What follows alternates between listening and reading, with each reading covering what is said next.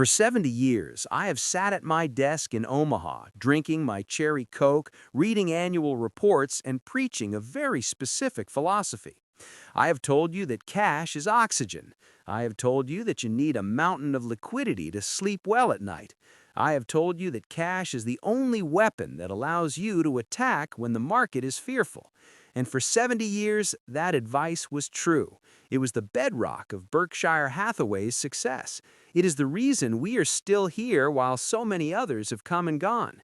But today, as we stand on the precipice of 2026, looking out at a financial landscape that has been fundamentally altered by debt and printing presses, I have to look you in the eye and give you a warning that contradicts the very foundation of traditional conservative investing. The warning is this: in the era we are entering, cash is no longer oxygen. Cash is carbon monoxide. It is odorless, it is colorless, and it looks exactly like the air you breathe.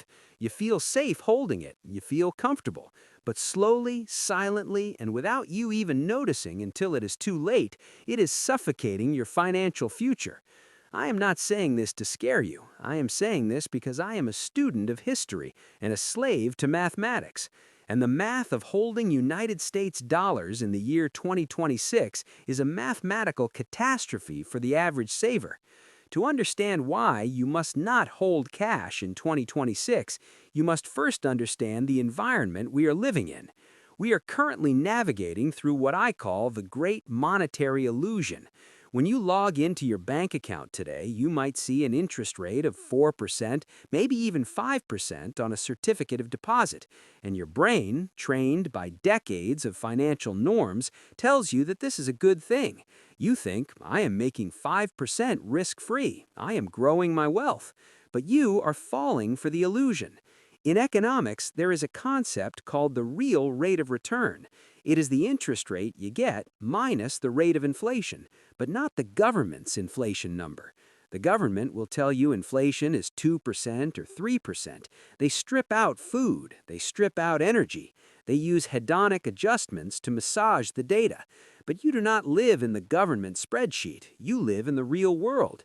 You buy insurance, you buy steak, you pay property taxes, you pay for your grandchildren's college tuition.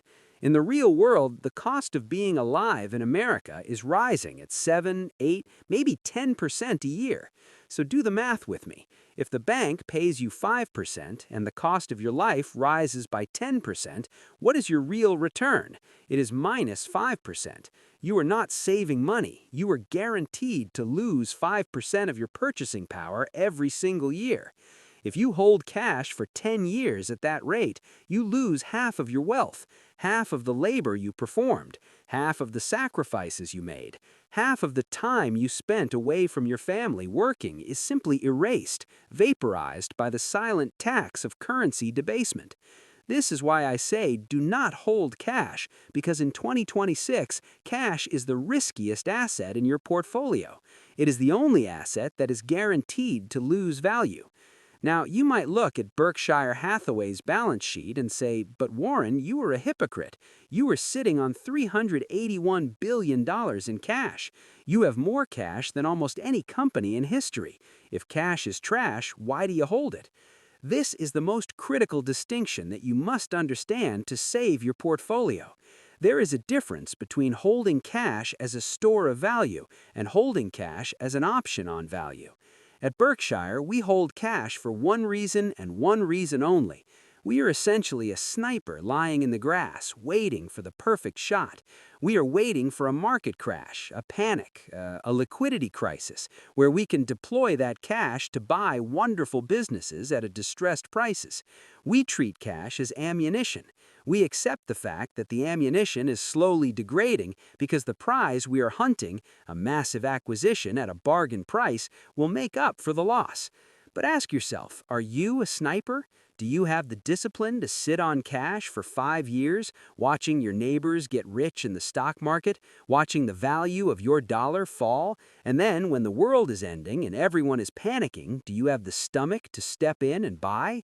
99% of investors do not. Most people hold cash because they are afraid. They are afraid of the stock market falling. They are afraid of making a mistake. They view cash as a safety blanket, and that is the tragedy because the safety blanket is on fire. If you are a retiree or a saver or just a prudent person trying to do the right thing, holding cash in 2026 is not prudent, it is reckless. You are betting that the United States government will stop printing money. You are betting that the $38 trillion debt will simply vanish. You are betting against the entire history of fiat currencies. So if you cannot hold cash and you are terrified of the stock market trading at 40 times earnings, what do? Where do you hide? The answer lies in a pivot that I believe will define the next decade of investing. You must pivot from financial assets to real productive assets. I want you to write down these three words: productive real assets. Let's break that down.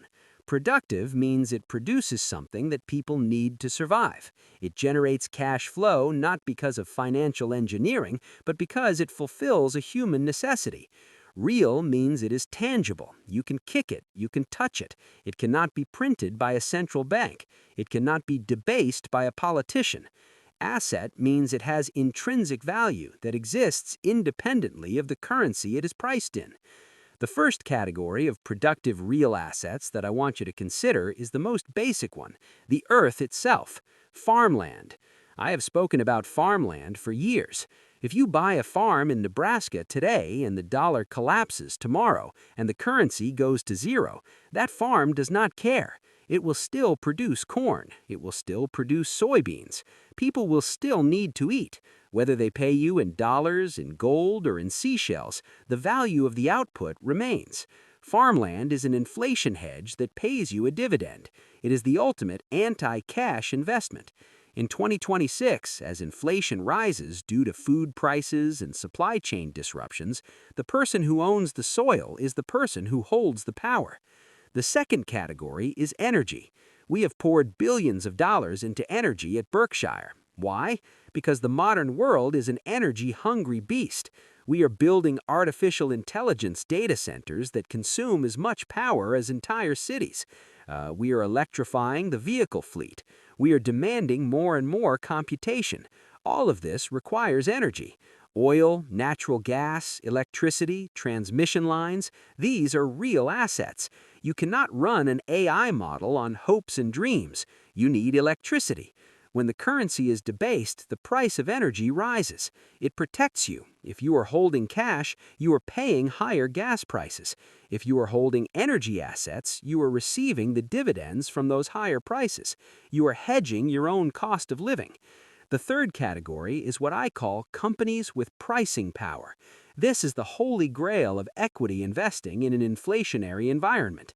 Pricing power is the ability to raise prices without losing customers. Think about a company like Apple. If the cost of aluminum and glass and labor goes up, Apple raises the price of the iPhone by $100. And what do? You grumble and then you buy the iPhone. They pass the inflation on to you. They protect their margins. Now think about a car company that is fighting a price war. If their costs go up, they cannot raise prices because you will just buy a cheaper car from a competitor. They have to eat the inflation. Their profits collapse. In 2026, you must audit your portfolio for pricing power. Do you own businesses that are price setters or price takers? If you own price setters, you do not need to fear inflation. The company acts as a shield. If you own price takers, or worse, if you own cash, you are the one absorbing the blow. Now, I want to address the psychological trap that keeps people in cash. It is called the fear of volatility.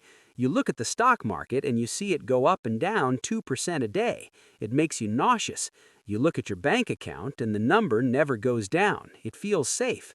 But you are confusing volatility with risk. Volatility is the price moving up and down. Risk is the permanent loss of purchasing power over time. Cash has zero volatility.